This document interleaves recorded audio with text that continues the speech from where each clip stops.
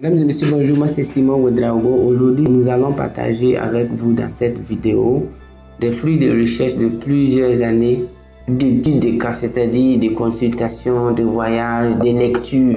Ici, aujourd'hui, il est question de vision. Nous allons vous partager qu'est-ce que c'est que la vision et en quoi la vision est substantielle, c'est-à-dire ultra important pour chacun de nous qui veut vraiment vivre une vie dans l'harmonie, dans la paix, dans la joie. Le mot vision va revenir dans tous les domaines et dans tous les cas. Observez bien ce mot si vous parlez français, décryptez-le. Voyez, vous avez la vie et vous avez la vision. Vivre veut tout simplement dire avoir une vision.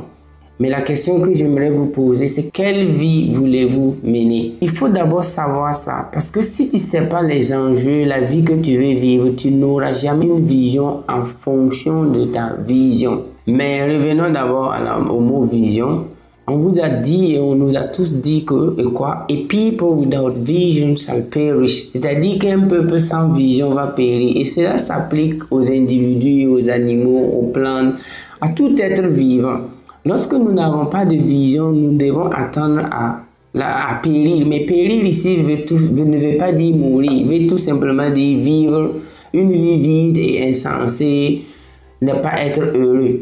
Mais lorsque nous épousons une vision, lorsque nous avons une vision, tout devient facile et nous avons des êtres invisibles qui vont nous aider. Oui, je vous le dis, des êtres invisibles, parce que nous travaillons beaucoup sur les recherches et surtout la métaphysique, qui est tout simplement la science de l'invisible.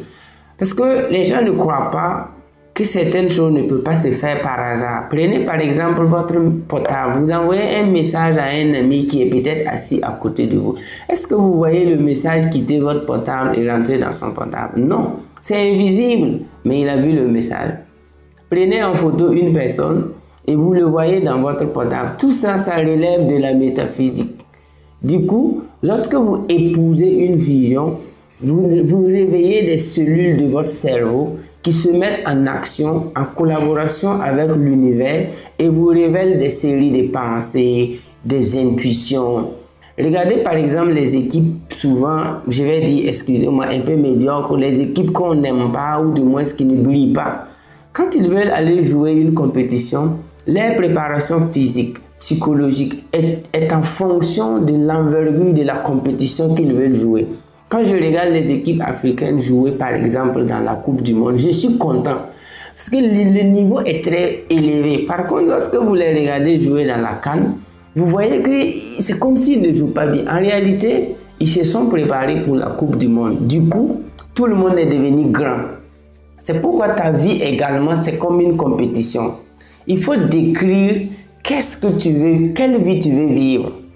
Et lorsque tu as une idée de la vie que tu veux vivre, tu te lèves et tu vas rencontrer des gens qui vont t'inspirer, tu vas rencontrer tout le monde sur le chemin, tu vas lire des livres, tu vas suivre des séminaires, toujours en fonction du type de vie que tu veux vivre. Si vous parlez à tous ceux qui ont réalisé, bravé des maladies, tous ceux qui ont survécu à certaines choses, ils avaient tout simplement une vision. La vision devient comme une vaccination qui vous protège. Malheureusement, je suis désolé de vous informer que plus de 75% de la population, sur le plan mondial bien sûr, manque de vision. Et lorsque nous allons maintenant étudier le cas, le pourcentage des pays sous-développés, je suis désolé de vous dire, le pourcentage est au-delà des 95. Quand on dit avoir une vision, il y a encore des stratégies, des études, des informations qu'il faut avoir pour réveiller la vision. En réalité, la vision, c'est une chose qui existe en nous. C'est comme nos talents, c'est comme nos vertus. Ça dort en nous. Mais qu'est-ce qui peut faire réveiller cette vision? Prenez par exemple quelqu'un qui est chassé par une tortue ou un crapaud ou bien un chien.